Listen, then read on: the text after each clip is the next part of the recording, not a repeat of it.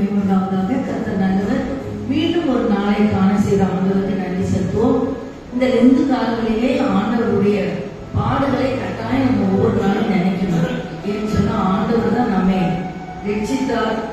வெறும் துன்பங்களை ஏற்று பாவிகளாக நம்மை ரட்சிக்க முடியாமல் இருந்தார். அதோடு அந்த ஆண்டவர் நமக்கு விழவிலே நமக்கு சுதந்திரார். நமக்கு வருகிற பிரச்சனைகளை நீக்கிறார். அவர் தான் நம்முடைய தயாள பிரபு என்பதுதான் ஒரு அருமையான பாடல்.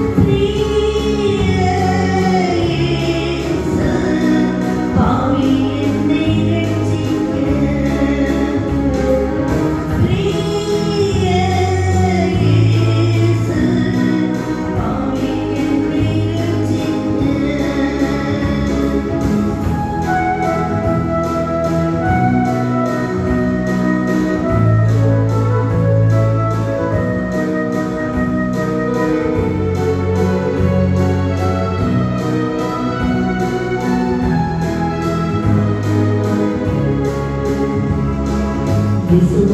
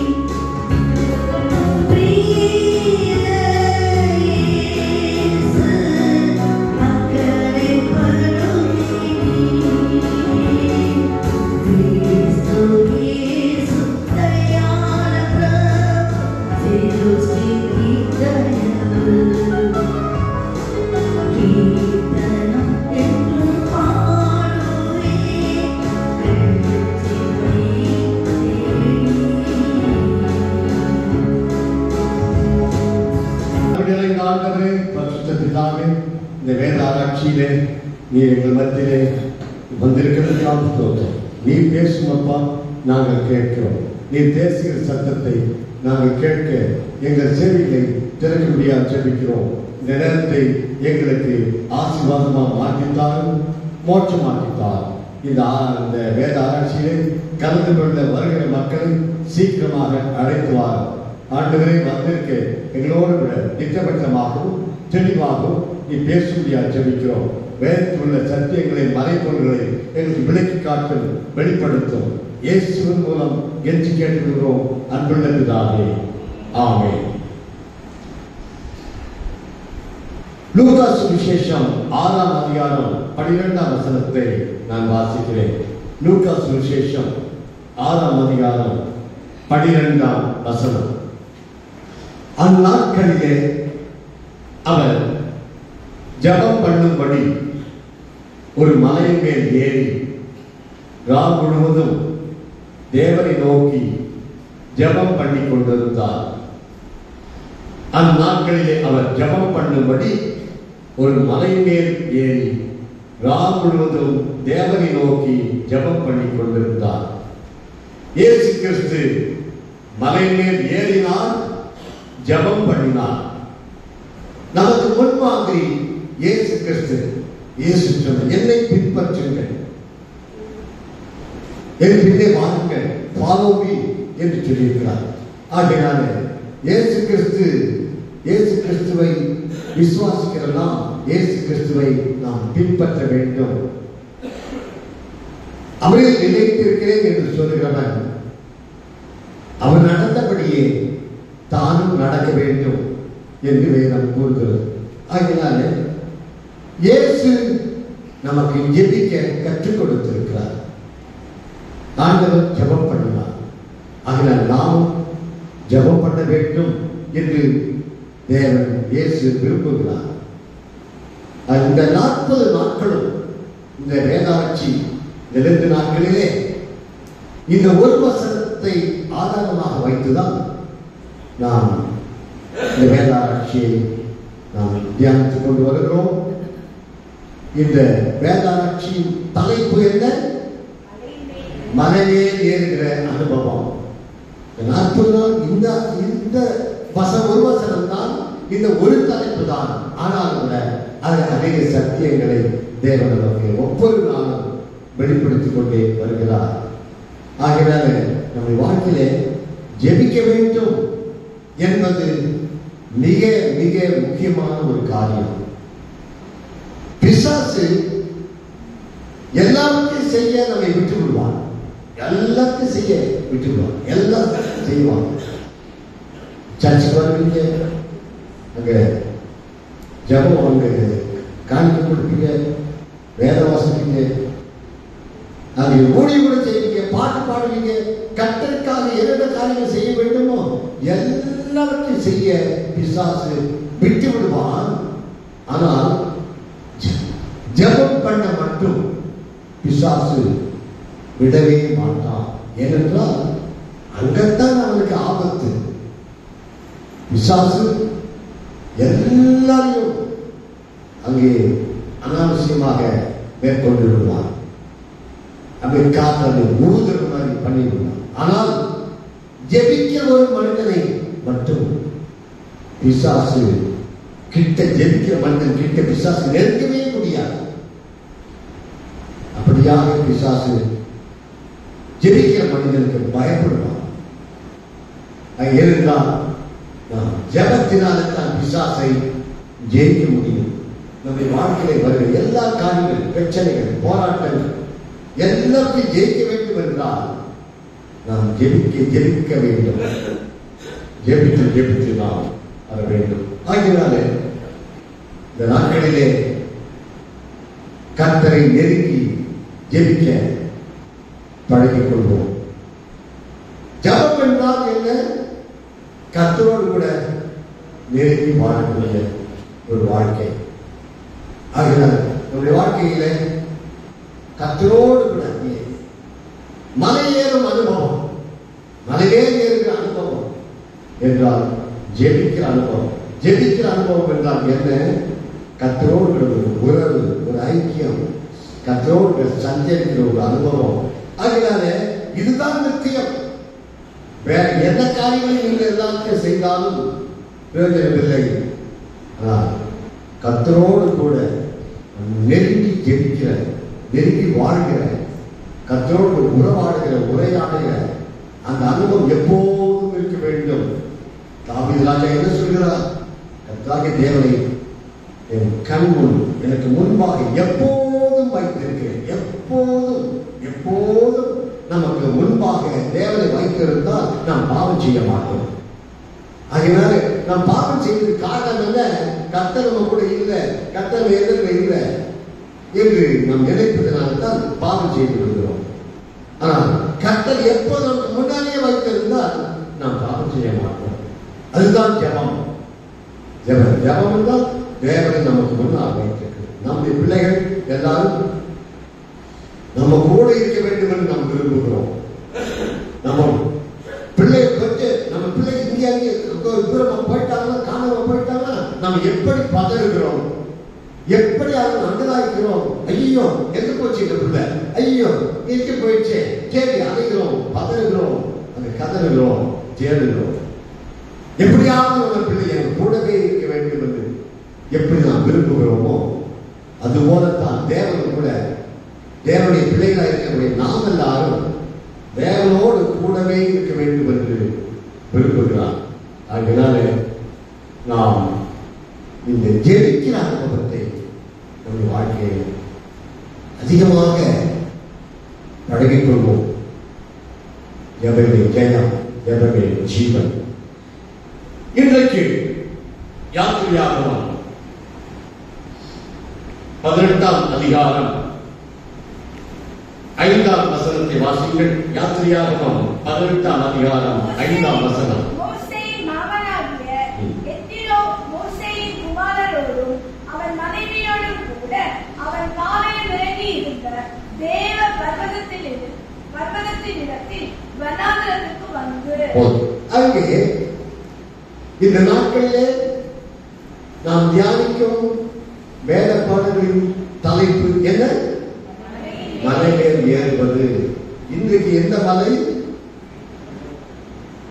என்ன வாசித்தோம்? தேவ பர்வதம். பர்வதம் என்றால் மலை. தேவ பர்வதம். மோசே தேவ பர்வதத்திற்கு வந்துவிட்டார். தேவ பர்வதத்தில் நடந்தது என்ன? குடும்பம், குடும்ப வாழ்க்கை. அந்த குடும்பம் தேவ பர்வதத்திலே வந்துவிட்டது. அங்கே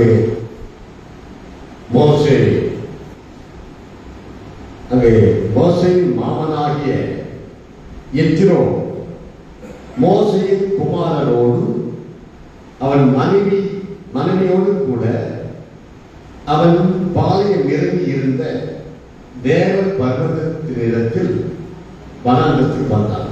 தேவ பர்வதம். யார் யாரெல்லாம் கூடிவிட்டார்கள்? யார் யாரெல்லாம் கூடினார்கள்? மோசேயுடைய மாமனார், மோசேயுடைய மனைவி, மோசேயுடைய பிள்ளைகள் எங்கே கூடிவிட்டார்கள்? தேவ பர்வதத்திலே கூடிவிட்டார்கள். குடும்பம், தேவ பர்வதத்தில் கூடிய குடும்பம். நம்ம குடும்பம் தேவ பர்வதத்துக்கு வர வேண்டும். தேவனோடு கூட நம்ம குடும்பம் நிலையாட்டம் ஜெபிக்கிற ஒரு குடும்பமாக இருக்க வேண்டும். அதனால எப்போதும் ஜெபிக்க விட்டுட்டார். அங்கே தமிழ் கிறிஸ்தவர்கள் மத்தியில என்ன சொல்வார்கள் என்றால், குடும்ப ஜபம் இல்லாத வீடு என்னது? கூரை இல்லாத வீடு. குடும்ப ஜபம் இல்லாத வீடு, கூரை இல்லாத வீடு. அது எல்லாம் நல்ல ஒரு அருமையான ஒரு வார்த்தை. நம்ம தமிழ்ல வேற மொழிகளிலே, வேற நாடுகளிலே, மொழிகளிலே சொல்றாங்களா என்னன்னு தெரியல. தமிழிலே, தமிழ் கிறிஸ்தவர்கள் மத்தியில இதுதான் சொல்லுகிறார்கள். குடும்ப ஜபம் இல்லாத வீடு, கூரை இல்லாத வீடு அப்படின்னா என்ன அர்த்தம்? கூரை இல்லை என்றால் எப்படி இருக்கும்? கூரையே இல்லை, அந்த வீடு, அந்த வீட்டில் நாம் குடியிருக்கிறோம். கூரை இல்லாத ஒரு வீட்டில் நாம் குடியிருந்தால் என்ன நடக்கும்? காயிற வெயில்லாம் நம்ம மேல்தான் காயும், பெய்கிற மழையெல்லாம் நம்ம மேல்தான் பெய்யும், பெய்கிற பனியெல்லாம் நம்ம மேல்தான் பெய்யும். இப்படியெல்லாம் இப்படியே இருந்தால் நம்ம உடம்பு எப்படி இருக்கும்? ஆரோக்கியம் இருக்குமா? நம்ம நல்லா வாழ முடியுமா? நிம்மதியா தூங்க முடியுமா? அதுதான் குடும்ப ஜபம் இல்லாத வீடு. குடும்ப ஜபம் இல்லாத வீடு, கூரை இல்லாத வீடு. நம்ம எல்லாம் செய்கிறோம், குடும்ப ஜபம் பண்ணுகிறோமா? வீட்டில காலையிலோ அல்லது மாலையிலோ ஒரு பாட்டை பாடி வேதத்தை வாசித்து தியானம் பண்ணி ஜபம் பண்ணுகிறோமா? அதுதான் குடும்ப ஜபம். அதுதான் மலையேறுகிற அனுபவம். அதுதான் மோசையாக கூடிவிட்டார்கள், அங்கே மலையேறிவிட்டார்கள். அதனால நம்ம வாழ்க்கையில குடும்ப ஜபம் பண்ண பழகிக் கொள்வோம், ஆரம்பிப்போம். அப்பதான் நம்ம குடும்பம் ஆசீர்வாதமாக இருக்கும். அதனால இங்கே மோசையின் மாமனாகிய எத்திரோ மோசே குமாரரோடும் அவன் மனைவியோடும் கூட அவன் பாளையம் இறங்கியிருந்த தேவ பர்வத்தினிடத்தில் வனாந்தரத்துக்கு வந்தான். அங்கே நடந்தது என்ன செய்தார்கள்? அந்த குடும்பம் எப்படிப்பட்ட குடும்பம், அந்த குடும்பம் எப்படி இருந்தது? அங்கே வாசிங்கள் 7ஆம் வசனத்தை வாசிங்கள். அப்பொழுது மோசே தன் மாமனுக்கு எதிர்கொண்டு போய் அவனை வணங்கி முத்தம் செய்தான். ஒருவரையொருவர் சுக செய்தி விசாரித்துக் கொண்டு கூடாரத்திற்குள் பிரவேசித்தார்கள். மோசே தன் மாமனுக்கு எதிர்கொண்டு போனான், அவனை வணங்கினான். யாரை வணங்கினான்? மாமனாரை. அந்த எப்படிப்பட்ட ஒரு உறவு, எப்படிப்பட்ட ஒரு ஐக்கியம் அந்த குடும்பம். மோசே மாமனார், அந்த குடும்பம் எப்படி இருக்கு பாருங்க. அங்கே வணங்கினான், முத்தம் செய்தான். எவ்வளவு அன்பு பாருங்க. முத்தம் அன்புக்கு அடையாளம் தான். மோசேக்கும் அவருடைய மாமனாருக்கும் உள்ள ஒரு அன்பு, ஒரு ஐக்கியம், உறவு எப்படி இருக்குது பாருங்க. நம்ம குடும்பத்தில் எப்படி இருக்கிறது? நாம் எப்படி இருக்கிறோம்? அன்பு, உண்மையான ஒரு அன்பு. முத்தம் அன்பை வெளிப்படுத்துகிறது. மாய்மாலமான முத்தமும் உண்டு. யூதாஸ் காரியத்தை இயேசுவை முத்தம் செய்தான். முத்தத்தினால் இயேசுவை காட்டி கொடுத்தான். அது மாய்மாலமான ஒரு முத்தம். ஆனால் இது உண்மையான ஒரு முத்தம், அன்பு, உண்மையான ஒரு ஐக்கியம், ஒரு உறவு. தேவ பர்வதத்தில் இதுதான் நடந்தது. நம்முடைய குடும்பங்களிலே ஒரு ஒற்றுமை இருக்க வேண்டும், ஒரு ஐக்கியம் இருக்க வேண்டும். ஒருத்தர் பேசாம எத்தனை குடும்பங்களிலே ஒருத்தர் பேசாம அப்படியே இருக்கிறார். எவ்வளவு காலமாக பேசாமலே அப்படியே கிடைக்காது. ஒருத்தருக்கு பார்க்க மாட்டாங்க, திரும்பி போயிடும். அப்படி இருக்கக்கூடிய அநேக குடும்பங்கள் உண்டு. நம்ம குடும்பத்தில் ஐக்கியம். மாமனார் நாம் மருமகள், மாமியார் மருமகள், அது எங்கேயுமே பிரச்சனை. அது நம்ம நாட்டில் மட்டும் இல்லை. நானும் உலகமெல்லாம் போய் சுற்றிட்டு வரேன். அமெரிக்கா போனா கூட அந்த பிரச்சனை. மாமியார் மருமகள், வெள்ளக்காரி மத்தியில் கூட அந்த பிரச்சனை. மாமியார் மருமகள், அந்த பிரச்சனை மற்றவர்களுக்கு ஆகாத ஒரு பிரச்சனை. நம்ம குடும்பங்கள் அப்படி இருக்கக்கூடாது. அங்கே தேவ பர்வதத்திலே, அங்கே மலையிலே ஏறுகிற ஒரு அனுபவம் உள்ள ஒரு குடும்பமாக, ஜெபிக்கக்கூடிய ஒரு குடும்பமாக, குடும்ப ஜபம் உள்ள ஒரு குடும்பமாக நாம் இருக்க வேண்டும். அங்கே அவன் வணங்கினான், எதிர்கொண்டு போனான். மாமனாரை பார்த்து அவ்வளவு ஆசையோடு எதிர்கொண்டு போனான். அவன் மாமனாரை வணங்கினான். அவனை முத்தம் செய்தான். ஒருவரை ஒருவர் சுக செய்தி விசாரித்துக் கொண்டார்கள். சுக செய்தி, நல்ல செய்தியை பகிர்ந்து கொண்டார்கள். சண்டை போடல, பிரச்சனை இல்லை. நல்ல செய்தி, ஒருவருக்கு ஒரு நல்ல செய்தி பகிர்ந்து கொண்டார்கள். சாட்சி, சாட்சியுள்ள குடும்பம், ஒரு நல்ல ஒரு தேவனுக்கு சாட்சியுள்ள ஒரு நல்ல குடும்பம் அங்கே இருப்பதை நான் காண்கிறோம். நம்முடைய குடும்பங்கள் அப்படித்தான் இருக்க வேண்டும். அங்கே கூடாரத்திற்குள் பிரவேசித்தார். அங்கே ஒரு ஐக்கியம், ஒரு உறவு, ஒற்றுமை. அந்த குடும்பம் உள்ள ஒரு குடும்பம். அங்கே ஒரு சாட்சி, தேவனை பற்றி தேவன் எப்படி எப்படி அங்கே நடத்தினார், தேவன் எங்களை எப்படி நடத்தினார் என்பதை மோசே தன்னுடைய மாமனாருக்கு விவரித்து சொல்லுகிறார். 8வது வசனத்தை வாசியுங்கள். பின்பு மோசே கர்த்தர் இஸ்ரவேலின் நிமித்தம் பார்வோனுக்கும் எகிப்தியருக்கும் செய்த எல்லாவற்றையும் வழியிலே தங்களுக்கு நேரிட்ட எல்லா வருத்தத்தையும் கர்த்தர் தங்களை விடுவித்து ரட்சித்ததையும் தன் மாமனுக்கு விவரித்து சொன்னார். அருமையான காரியம். நம்ம ஒருவர் பகிர்ந்து கொள்ள வேண்டும். கர்த்தர் எப்படி நடத்தினார் என்பதை ஒருவருக்கு பகிர்ந்து கொள்ள வேண்டும்.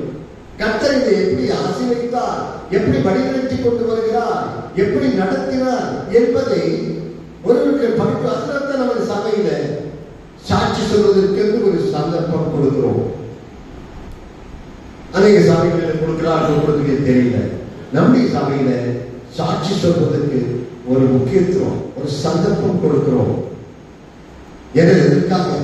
கர்த்தர் என்னை எப்படி வழிநடத்தினார், அந்த வாரம் முழுவதும் கர்த்தர் எப்படி நடத்தினார், எப்படி என் ஜெபத்தை கேட்டார், எப்படி என்னை வழிநடத்தினார், எப்படி என்னை காப்பாற்றினார், இதெல்லாம் சாட்சியாக சபை நடுவே சொல்லும் போது அப்படி சொல்லும் போது இயேசு இன்றைக்கும் நம்மத்தில் உயிரோடு இருக்கிறார் என்பதை நாம் சாட்சியாக அறிவிக்கிறோம். அங்கே அது கேட்கிற அனைவருக்கும் அது சந்தோஷத்தை உண்டாக்கும். சாத்தான் வெட்கப்பட்டு போவான். ஆகையால சாட்சி, சுக செய்தி, கர்த்தர் நடத்திய விதத்தை நாம் மற்றவர்களுக்கு பகிர்ந்து கொள்ள வேண்டும். வீண் கதைகளை பேசிக் கொண்டிருக்கிறோம், தேவையில்லாத கதைகளை பேசிக் கொண்டிருக்கிறோம். கர்த்தர் எப்படி நடத்தினார் என்பதை நாம் சாட்சியாக அறிவிக்கிறோம். சபையில மட்டுமல்ல, நம்ம குடும்பத்திலும் பகிர்ந்து கொள்ள வேண்டும். நம் வேலை செய்கிற இடத்திலே நம்ம நண்பர்களோடு பகிர்ந்து கொள்ள வேண்டும். நாம் யார் யாரெல்லாம் சந்திக்கிறோமோ கர்த்தரை குறித்து பேசுங்கள். கர்த்தர் நடத்திய விதத்தை குறித்து சாட்சியாக அறிவியுங்கள். அதனால பிசாசு வெட்கப்பட்டு போவான். எல்லாருக்கும் ஒரு சந்தோஷம் உண்டாகும். தேவையில்லாத காரியங்களை வீண் வார்த்தைகளை பேசினால் ஒருவருக்கு மனஸ்தாபம் தான் வரும், சண்டை தான் வரும், பிரிவினை, கசப்பு. கர்த்தர் நடத்துவது சாட்சியாக அறிவிக்க வேண்டும். அங்கே எதை வாசிக்கிறோம்? உள்ளது அங்கே நடந்தது. 9வது வசனத்தை வாசிங்கள். கர்த்தர் இஸ்ரவேலரை எகிப்தியரின் கைக்கு தப்பிவிட்டு அவர்களுக்கு செய்த சகல உண்மைகளை குறித்து எத்தனோ சந்தோஷம்.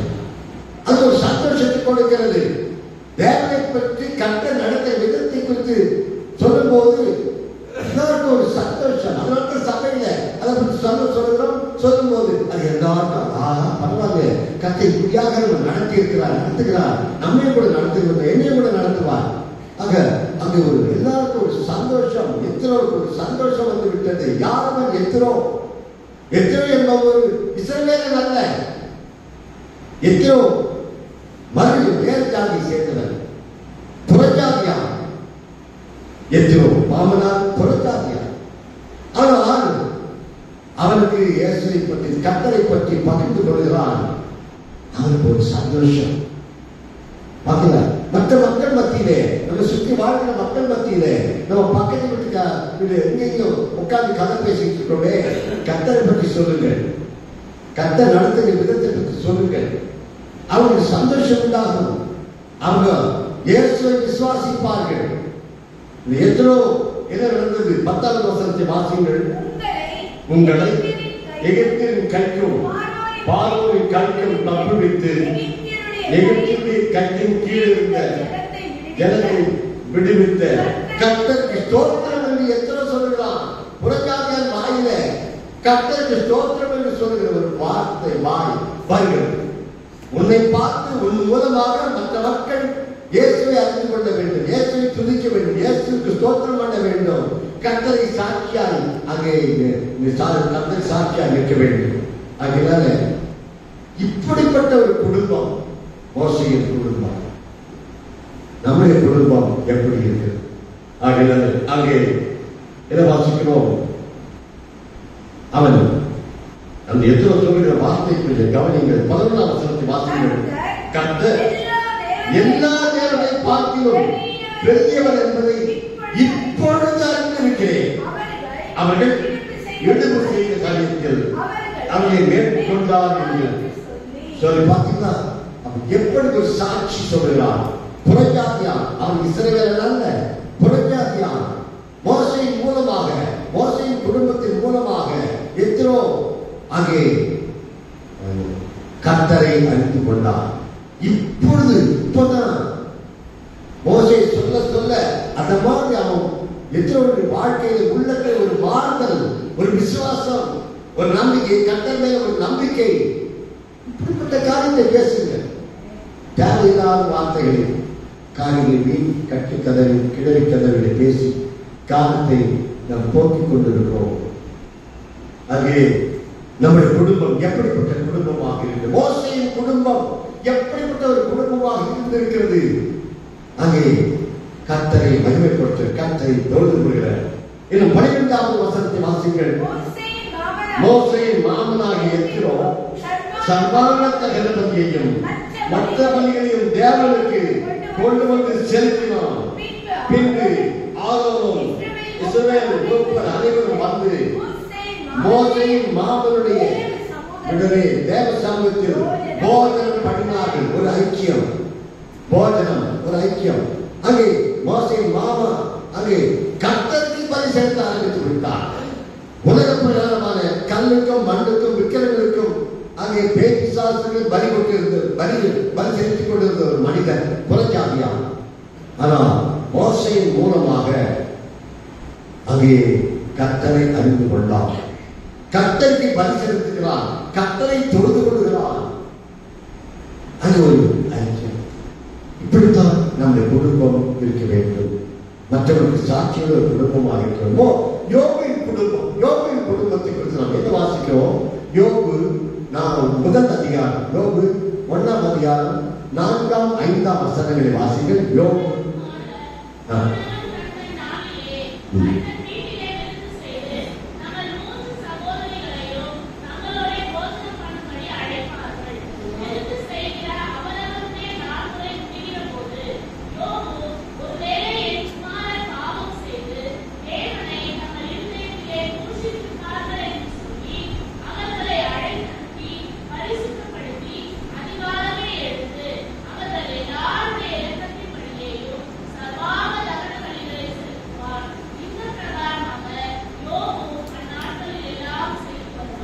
இந்த பிரகாரமாக யோபு அந்நாட்களில் எல்லாம் செய்து வருவான். ஒரு நாள் அல்ல, எல்லா நாட்களும். அந்த நாட்களில் எல்லாம் யோபுக்கு எத்தனை பிள்ளைகள்? 10 பிள்ளைகள். அது 7 ஆண் பிள்ளைகள், 3 பெண் பிள்ளைகள்.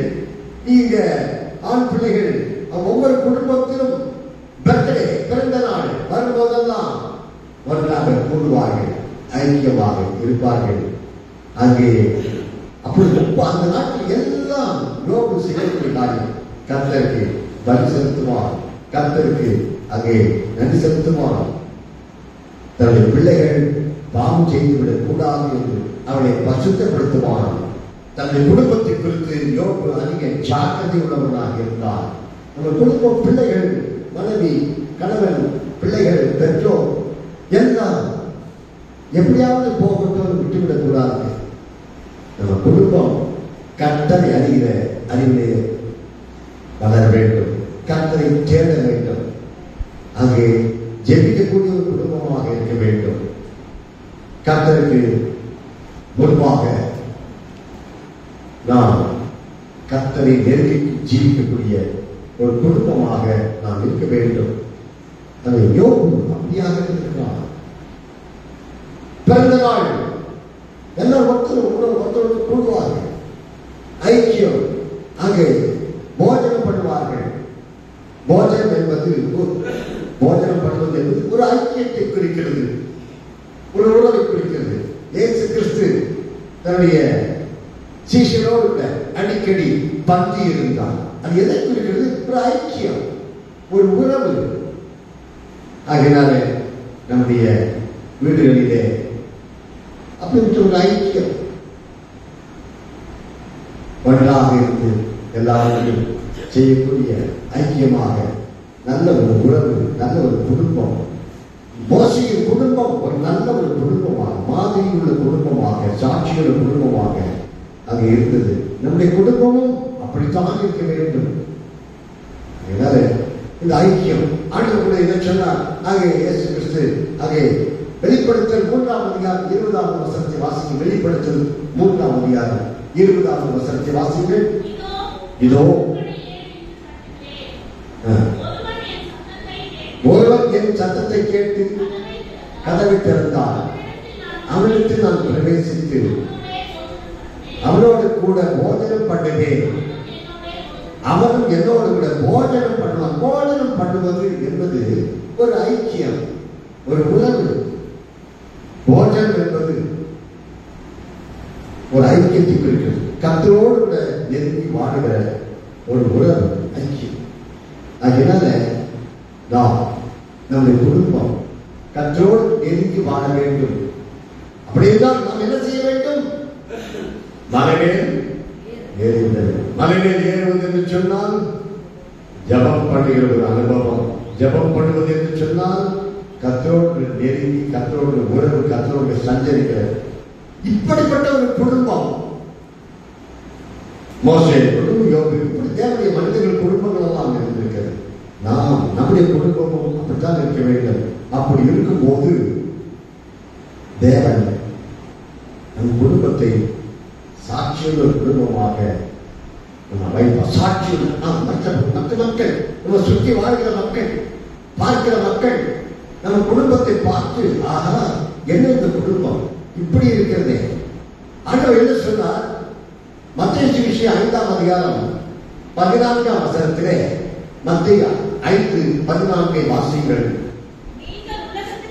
நீங்கள் உலகத்துக்கு வெளிச்சமாக இருக்கிறீர்கள். மலைமேல் இருக்கிற பட்டணம் மறைந்திருக்க மாட்டாது. மலைமேல் இருக்கிற பட்டணம் மறைந்திருக்க மாட்டார். பெட்மேன் பாடுறாரு இல்லையா? உலகத்தின் வெளிச்சம் நீ, எழுந்து ஒளி வீசு. உலகத்தின் வெளிச்சம் நீ,